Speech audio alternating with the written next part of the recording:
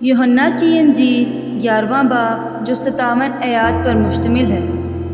مریم اور اس کی بہن مارتھا کے گاؤں بیت اینیا کا لازر نام ایک آدمی بیمار تھا۔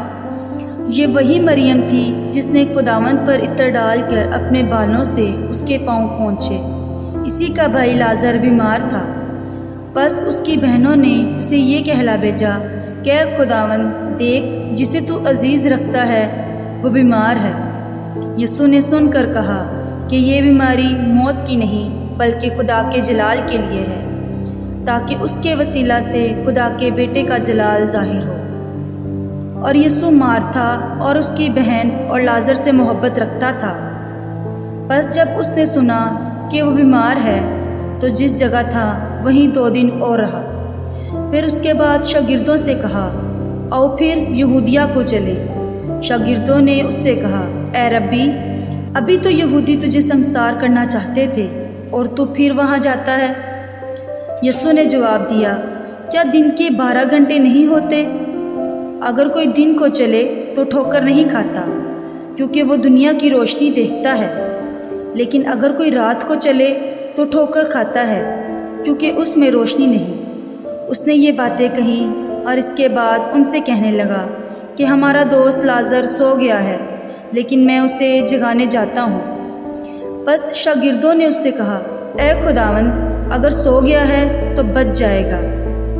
یسوع نے تو اس کی موت کی بابت کہا تھا، مگر وہ سمجھے کہ آرام کی نیند کی بابت کہا۔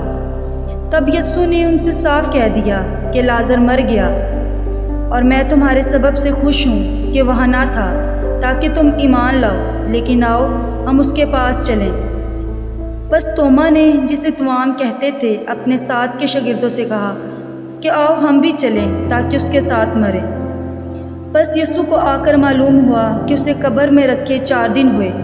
بیت اینیا یروشلم کے نزدیک قریباً 2 میل کے فاصلہ پر تھا، اور بہت سے یہودی مارتھا اور مریم کو ان کے بھائی کے بارے میں تسلی دینے آئے تھے۔ لیکن مارتھا یسوع کے آنے کی خبر سن کر اس سے ملنے کو گئی، لیکن مریم گھر میں بیٹھی رہی۔ مارتھا نے یسوع سے کہا، اے خداوند، اگر تو یہاں ہوتا تو میرا بھائی نہ مرتا۔ اور اب بھی میں جانتی ہوں کہ جو کچھ تو خدا سے مانگے گا وہ تجھے دے گا۔ یسوع نے اس سے کہا، تیرا بھائی جی اٹھے گا۔ مارتھا نے اس سے کہا، میں جانتی ہوں کہ قیامت میں آخری دن جی اٹھے گا۔ یسوع نے اس سے کہا، قیامت اور زندگی تو میں ہوں، جو مجھ پر ایمان لاتا ہے گو وہ مر جائے تو بھی زندہ رہے گا، اور جو کوئی زندہ ہے اور مجھ پر ایمان لاتا ہے وہ ابد تک کبھی نہ مرے گا۔ کیا تو اس پر ایمان رکھتی ہے؟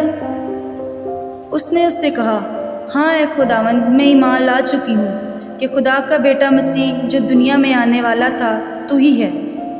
یہ کہہ کر وہ چلی گئی اور چپکے سے اپنی بہن مریم کو بلا کر کہا کہ استاد یہیں ہے اور تجھے بلاتا ہے۔ وہ سنتے ہی جلد اٹھ کر اس کے پاس آئی۔ یسوع ابھی گاؤں میں نہیں پہنچا تھا، بلکہ اسی جگہ تھا جہاں مارتھا اس سے ملی تھی۔ بس جو یہودی گھر میں اس کے پاس تھے اور اسے تسلی دے رہے تھے، یہ دیکھ کر کہ مریم جلد اٹھ کر باہر گئی، اس خیال سے اس کے پیچھے ہو لیے کہ وہ قبر پر رونے جاتی ہے۔ جب مریم اس جگہ پہنچی جہاں یسوع تھا اور اسے دیکھا تو اس کے قدموں پر گر کر اس سے کہا، اے خداوند، اگر تو یہاں ہوتا تو میرا بھائی نہ مرتا۔ جب یسوع نے اسے اور ان یہودیوں کو جس کے ساتھ آئے تھے روتے دیکھا تو دل میں نہایت رنجیدہ ہوا اور گھبرا کے کہا، تم نے اسے کہاں رکھا ہے؟ انہوں نے کہا، اے خداوند، چل کر دیکھ لے۔ یسوع کے آنسو بہنے لگے۔ بس یہودیوں نے کہا، دیکھو وہ اس کو کیسا عزیز تھا۔ لیکن ان میں سے بعض نے کہا، کیا یہ شخص جس نے اندھے کی آنکھیں کھولی اتنا نہ کر سکا کہ یہ آدمی نہ مرتا؟ یسوع پھر اپنے دل میں نہایت رنجیدہ ہو کر قبر پر آیا۔ وہ ایک غار تھا اور اس پر پتھر دھرا تھا۔ یسوع نے کہا، پتھر کو ہٹاؤ۔ اس مرے ہوئے شخص کی بہن مارتھا نے اس سے کہا، اے خداوند، اس میں سے تو اب بدبو آتی ہے، کیونکہ اسے 4 دن ہو گئے ہیں۔ یسوع نے اس سے کہا، کیا میں نے تجھ سے کہا نہ تھا کہ اگر تو ایمان لائے گی تو خدا کا جلال دیکھے گی؟ بس انہوں نے اس پتھر کو ہٹا دیا۔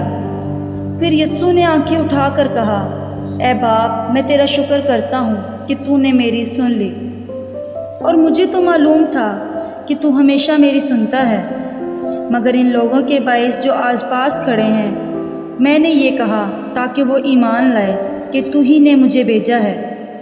اور یہ کہہ کر اس نے بلند آواز سے پکارا کہ اے لازر نکل آ۔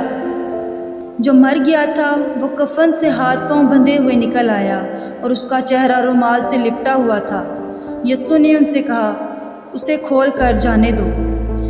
پس بتھیرے یہودی جو مریم کے پاس آئے تھے اور جنہوں نے یسوع کا یہ کام دیکھا اس پر ایمان لائے، مگر ان میں سے بعض نے فریسیوں کے پاس جا کر انہیں یسوع کے کاموں کی خبر دی۔ پس سردار کاہنوں اور فریسیوں نے صدر عدالت کے لوگوں کو جمع کر کے کہا، ہم کرتے کیا ہیں؟ یہ آدمی تو بہت معجزے دکھاتا ہے۔ اگر ہم اسے یوں ہی چھوڑ دیں تو سب اس پر ایمان لے آئیں گے، اور رومی آ کر ہماری جگہ اور قوم دونوں پر قبضہ کر لیں گے۔